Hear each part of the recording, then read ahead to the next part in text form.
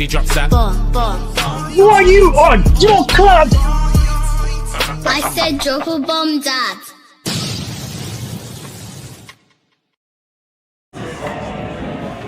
Okay, this is a special one for me. Before I came on tour, I said I'm gonna try my best and get the great one. Mr. Mitten, Andy Mitten. Again, a lot of tours. United We Stand, the fanzine. You lot make sure. Again, where can we just go and find everything about it? Outside Old Trafford on a match day, or you can subscribe and we'll send them out to you. We do 11 issues a season, and that's the paper version, or you can download it onto your phone or onto your tablet. But yeah, it's content. If you've not seen one, it's content you won't find online. You know, are they becoming collectibles? Yeah, people. It's doing really well. I mean, we got Jim Ratcliffe's first interview this year. Yeah. We did the first interview with Omar Barada, so it's you sat down, stuff. Yeah. And you sat down with Jim. What kind of vibe are you getting from Jim in terms of like rebuilding this club? Because you know you can hear the ideas, but we don't know that much about him, the man. What are you getting from him? Well, we had a bit of an argument. We didn't always agree on stuff like ticket prices, but to be fair to him, he did front up. He did do it. Yeah. I'd rather have frank adult conversations with people than sort of hide behind PR spin. You know, nothing was off limits, nothing was changed. Wow. We agreed on some things, not others. I think that he absolutely wants to help make Manchester United great again. Okay. It's extremely difficult. He's put his money where his mouth is.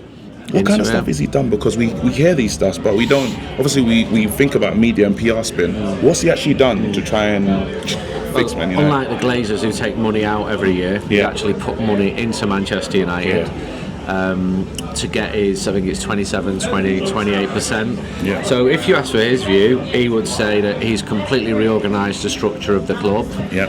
If you speak to someone who's lost the job, they're not going to be quite as impressed and see it that way. So United was losing £90 million a year, so something had to change. That's partly because the club had been run poorly, decisions, recruitment, and he's cut the staff. In his mind, it's made it much leaner. He would say he's brought in best-in-class people. When you're finishing 15th in the league, it's hard to go, you're absolutely right there, because it was the worst season since the 70s.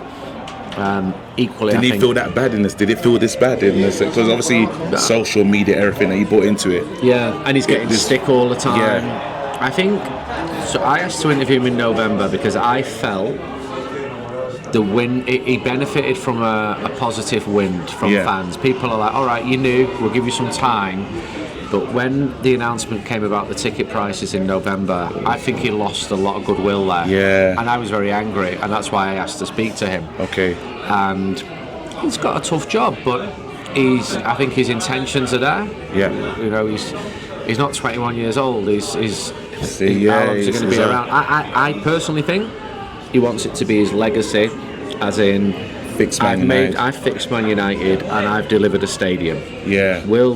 So do you believe that stadium thing is a real, like, there's a real intention, or is it just kind of lip servicey, you know, we want to do this but it's too expensive to get? I think it's a real intention, but there's a difference between intention and reality. Okay. Who's going to pay for it? What I think they need is government money. Yeah. And if you ask someone in the British government, are you going to give money to what is a football stadium for a private football club, you might get a very different response. So I cannot say with any certainty now that new stadium will be built. What I have done is written that Old Trafford needs to be expanded and updated more than any other journalist in the last 15 years, because it's full all the time. The demand is there. It started to fray around the edges, and I was writing that 10 years ago because the Glazers let that happen. So what Ratcliffe has done, another thing he's done, to be fair to him, regeneration of Carrington. You know, I've not seen the finished article, but I'm told it looks really, really smart. When the players get back, I heard they're going to be getting into their straight into it. August. Yeah. That's. You'll hear a lot more about it in August, and I mean, the mood will be judged by the first team results. Things have to improve. This is what This is what I wanted to get into you about and talk to you about. Let's hammer him right now. You're hearing talks of there's this whole Ollie Watkins thing and Sesko thing. In regards to you seeing the team, what do you think we need? Like, do you think doing this again, going for another young striker is the right move? I know that he has wanted Premier League proven players. That's why they've got Cunha, and that's why they've got Mbumo. But this is a bit different. This is a bit different. Yeah. But what I do know is Manchester United need goals and need a number 9. Is Rasmus Højlund that person? I have doubts. I hope he becomes the next Messi, but I have doubts. Yeah.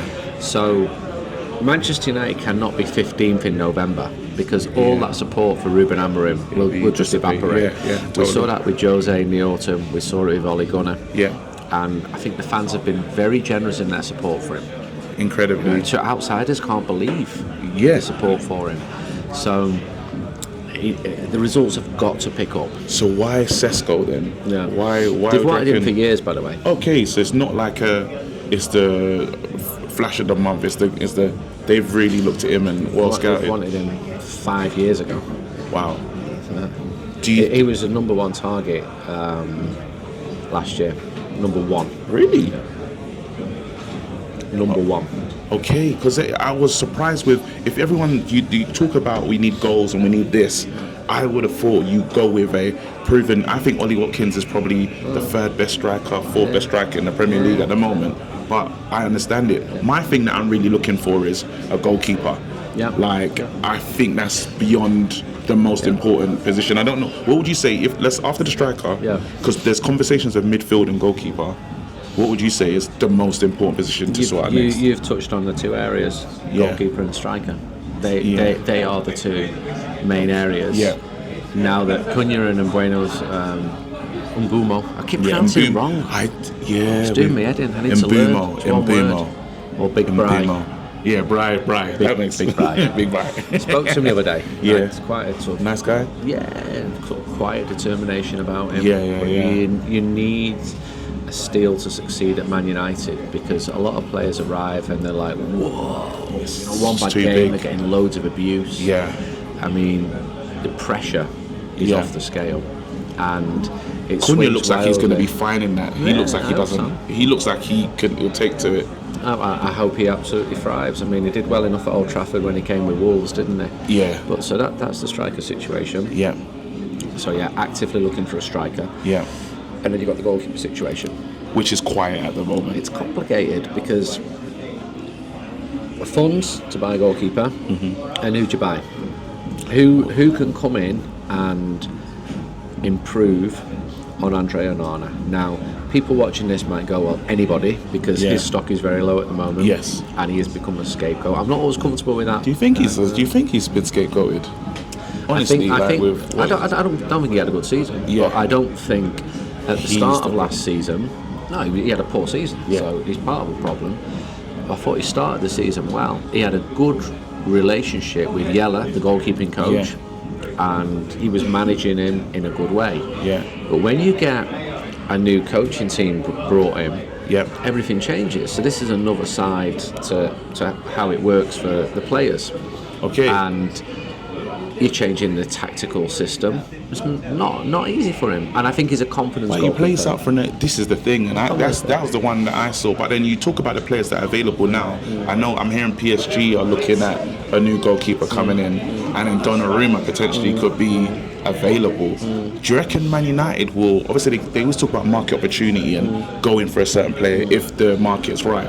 Do you reckon they'll do something? Is let's just go out and find, because he's so young, Donnarumma, they would risk it and say, you know what, we could have goalkeeper sorted out for years. That's an elite goalkeeper.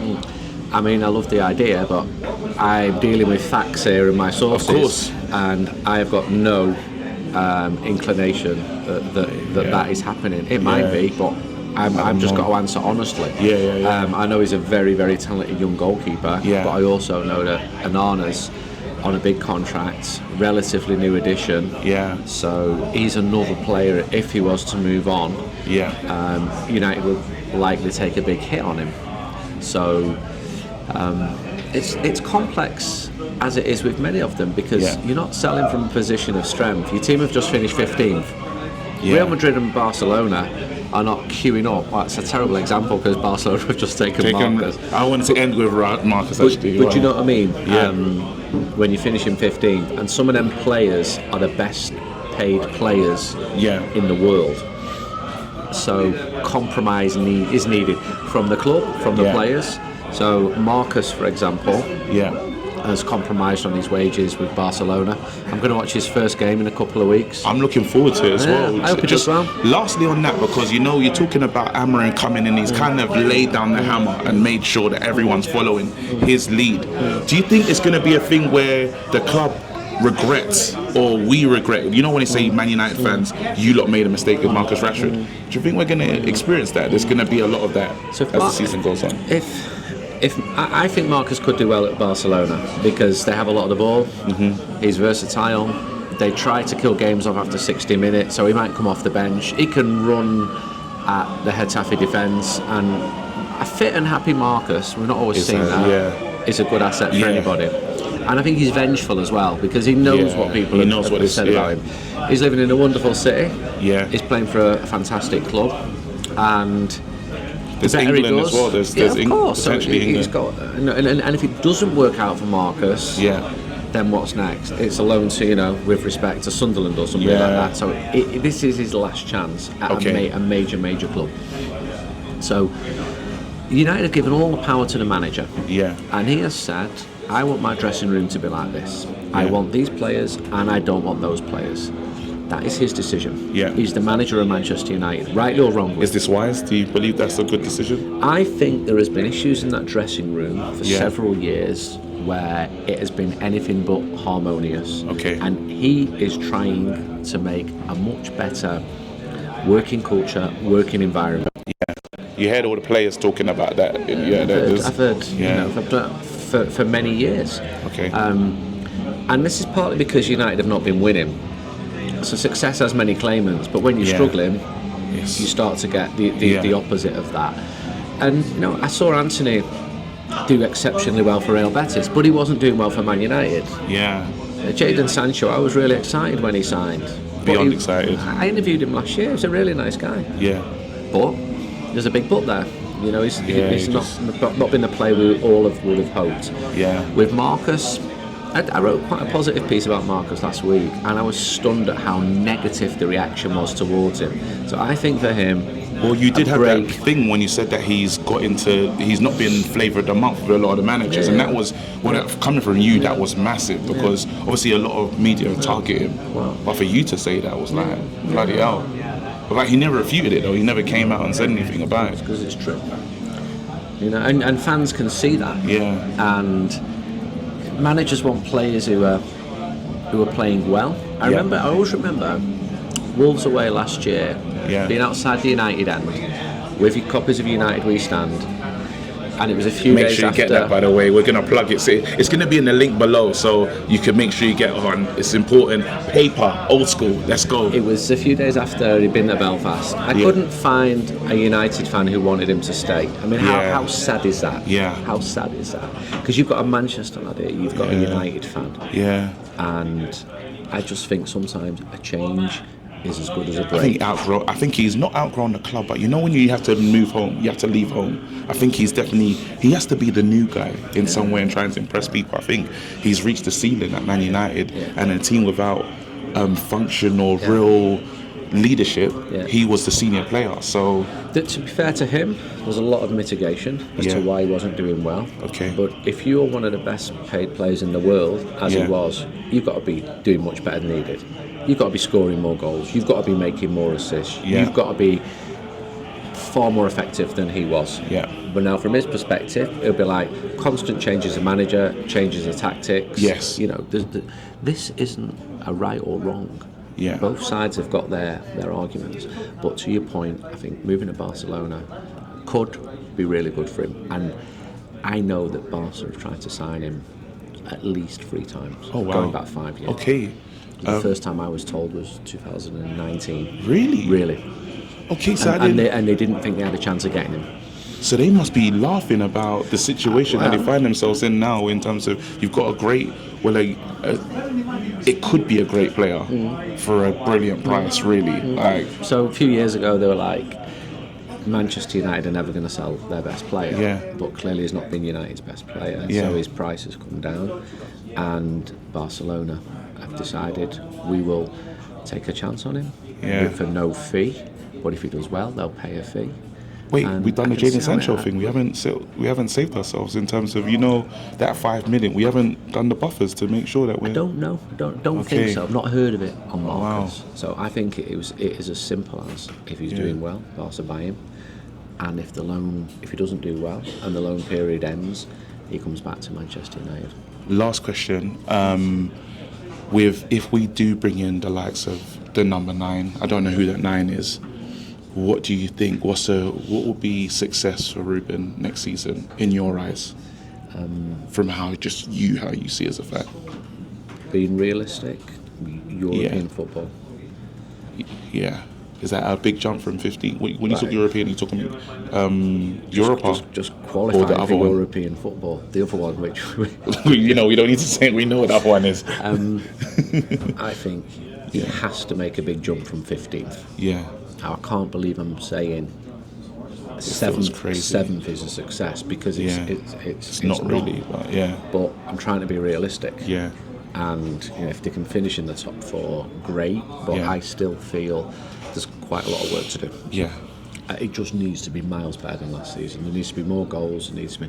Manchester United didn't win 2 consecutive league games last year. We need home to be a fortress. That's what all I want to see is just go into games thinking we could win this one. Anyway, listen, Andy Mitten, United we stand. Go and get the fanzine. I'll have the link in the description below. Thank you so much for being on it. There you go. Yes, we did it.